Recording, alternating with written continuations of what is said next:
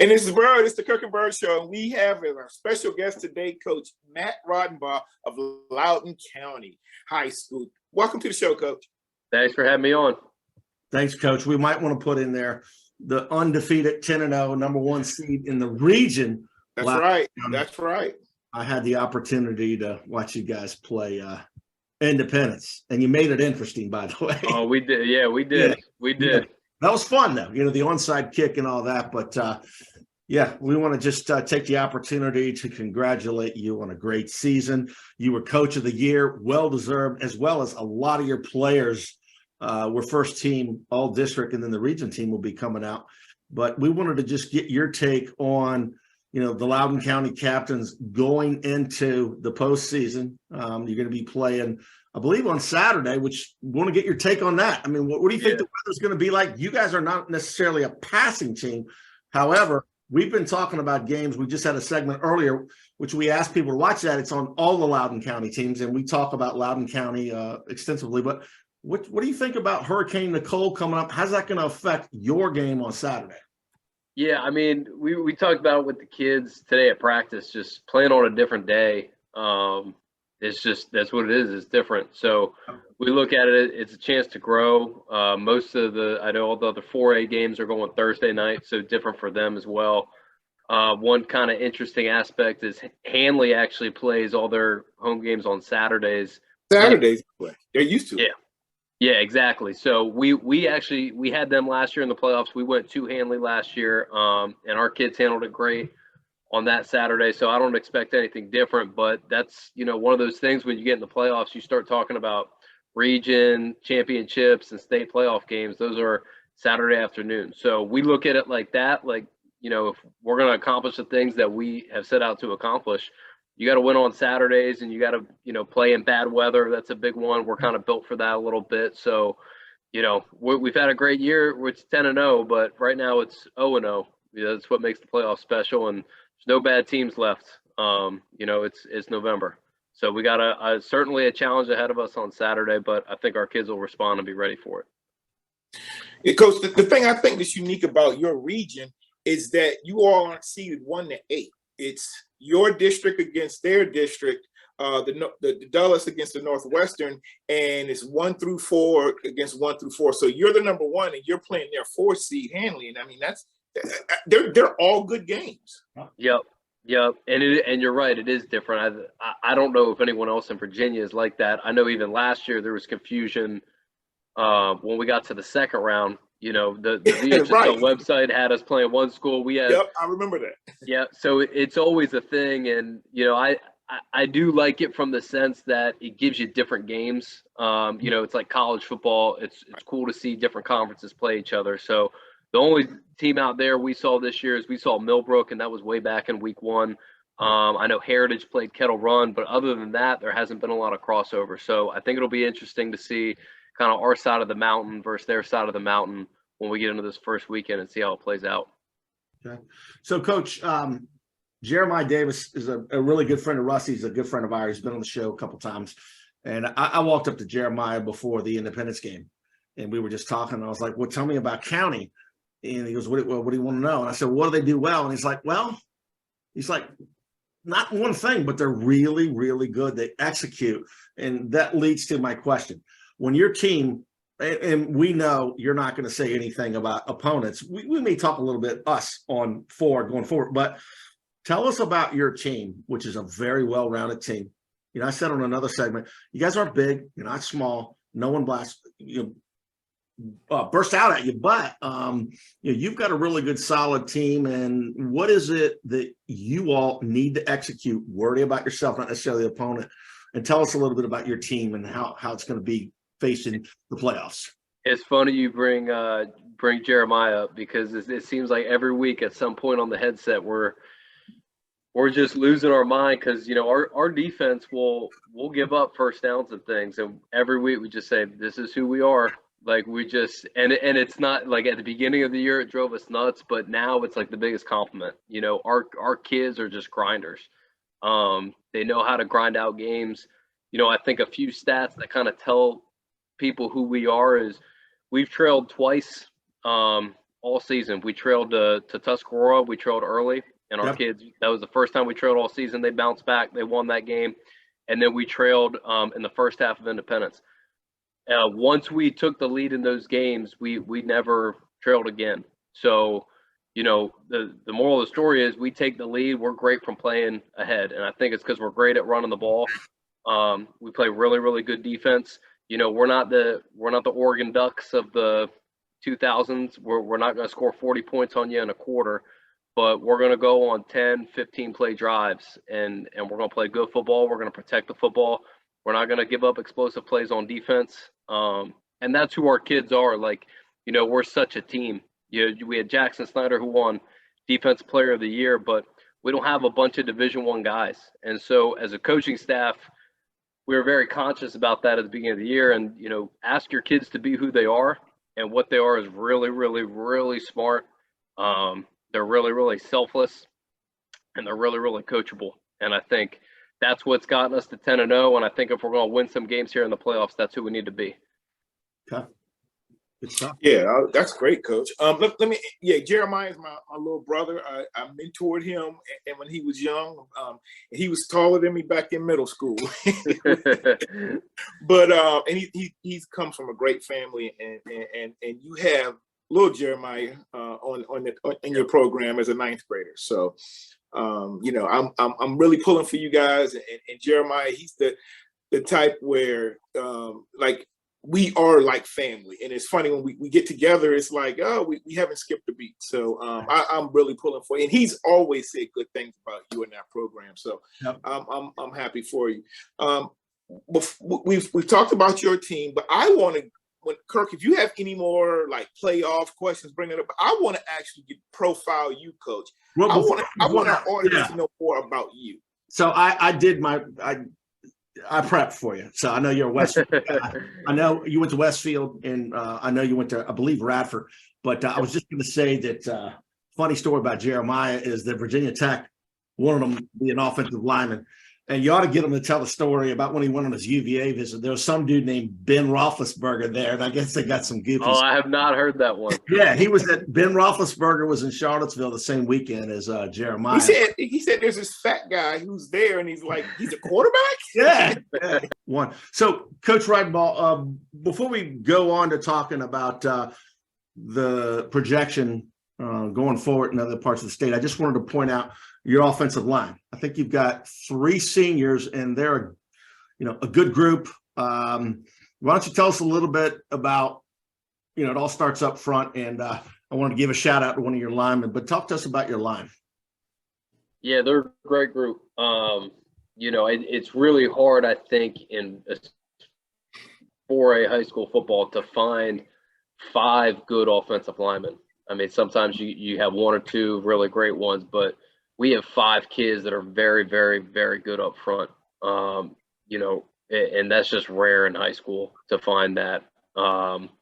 We have some that play some defense, but for the most part, we try to 2-platoon it.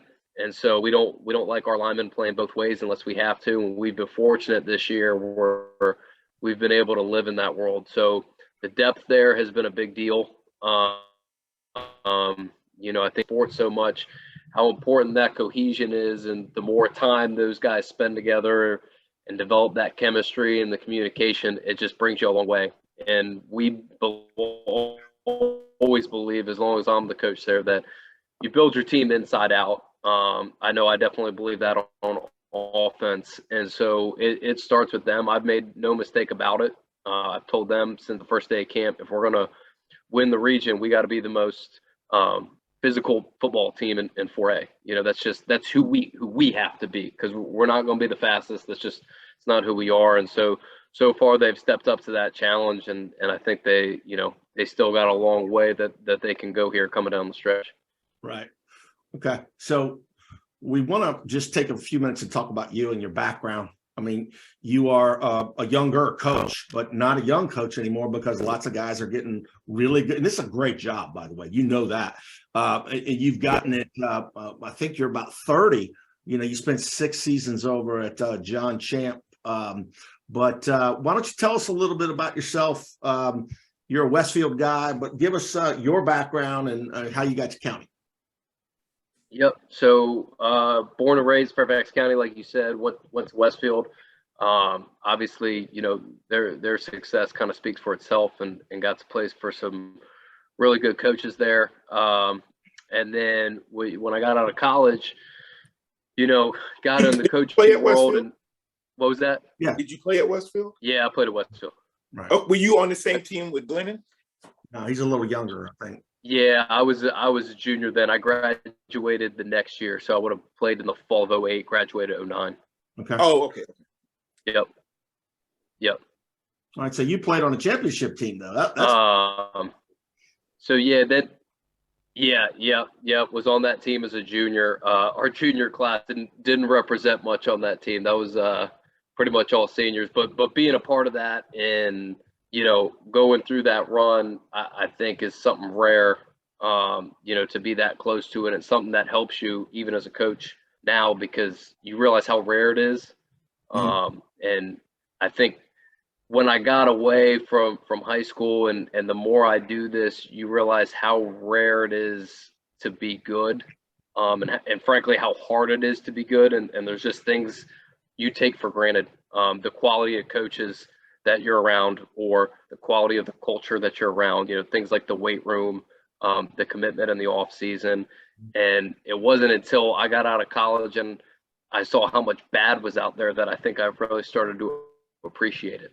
And so that, being around that and being around some really good coaches early in my career, I think is what has really helped me.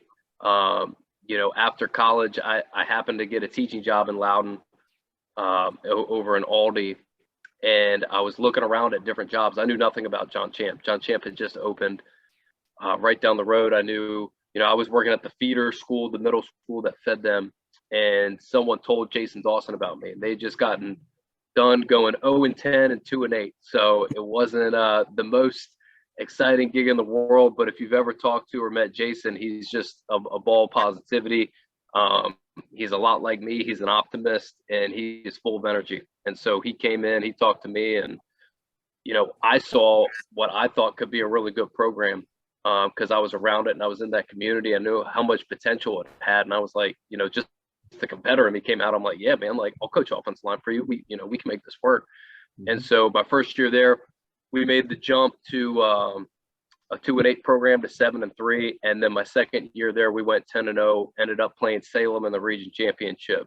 And so it was really great to be with those guys. As we went through the years there, our staff developed into something that was just, out of this world in high school football. I mean, you had to come on Sunday night to your meeting, prepped. And if you weren't prepped, you were going to get embarrassed, because there was a lot of smart guys in the room. So for me, just having the chance to be around that and be challenged by that really helped me grow, I think. I was named the coordinator there in 2017. Yeah. And I did that for a couple years. It's funny, we scored the most points my first year as coordinator there, and it was the least I knew. And I just happened to have really good players, players help. So anyway, after that, a couple more years as coordinator, and I wasn't going to take a job until I felt like it was a really good one. And I did a lot of research, and I wrote about 12 to 15 jobs between, Fairfax, Prince William, and Loudoun County. I wrote them down on a piece of paper, and I said, these are the things that are important to me. And if one of them comes open, I'll apply. And county was one of those jobs, and I don't think it would have been on a lot of people's lists, but I just felt like it was a sleeping giant for a lot of reasons. So took the job, and if I've been right about one thing, it's the potential of the community in Leesburg that I get to work for, and the quality of kids there, because they're amazing.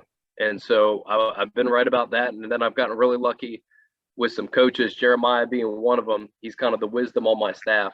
And he, as someone who's been a head coach, he keeps me, I don't know if in check is the right way, but he kind of lets me see the bigger picture a little bit. So I've been really lucky with that. And, it's led to a really fun season here in year 3 for me. Good.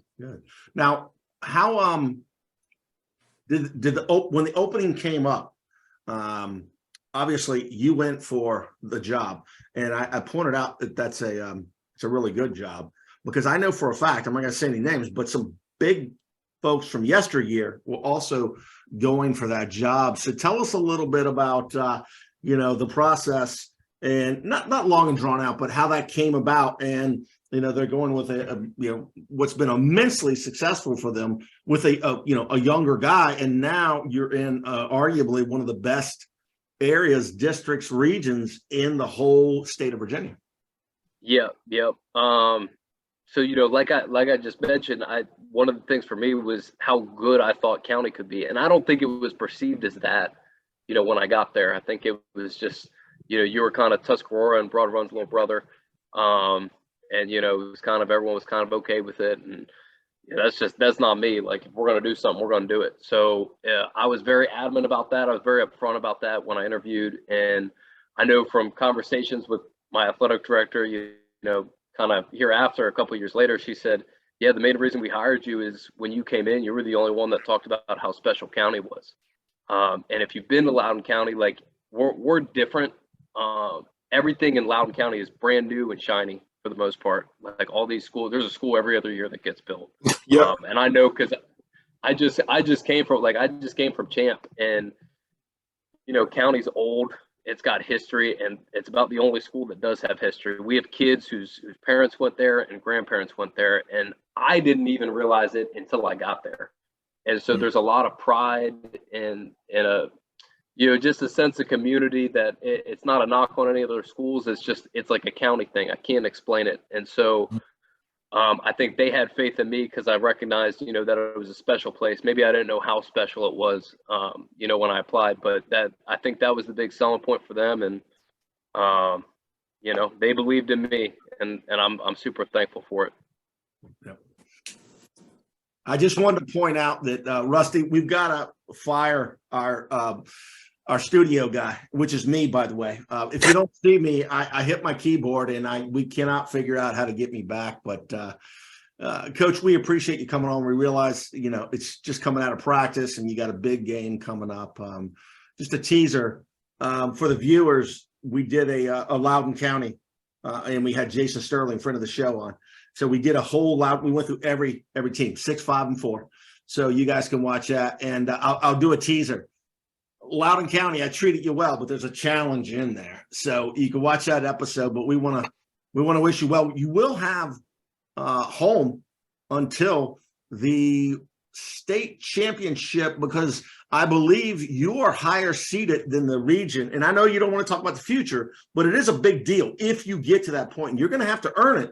But the Saturday before the state championship, you could be facing an EC Glass or a Louisa County. I picked Louisa County, but that is a big deal. And that if you're fortunate enough and your team plays well, you are going to be hosting that state semifinal at home. And I know you're going to take it one day at a time. And I'm in Leesburg. I think I may be in the Tusky. My kid's going to Broad Run, but I will be there on Saturday. Rusty, before we let Coach go, anything before we close?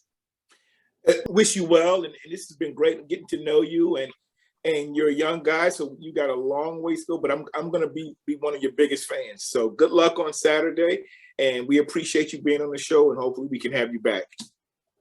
Thank you, guys. Yeah, if you're ever out, come down the field and grab me or grab Jeremiah, and love to meet you guys in person. Sounds good. Hey, look, this has been great. Thank you, Coach, especially on such short notice. But this has been the Kirk and Byrd Show with Loudoun County Coach Matt Radenbaugh and his undefeated captains. So good luck, Coach. And this has been Kirk and Byrd. We are out.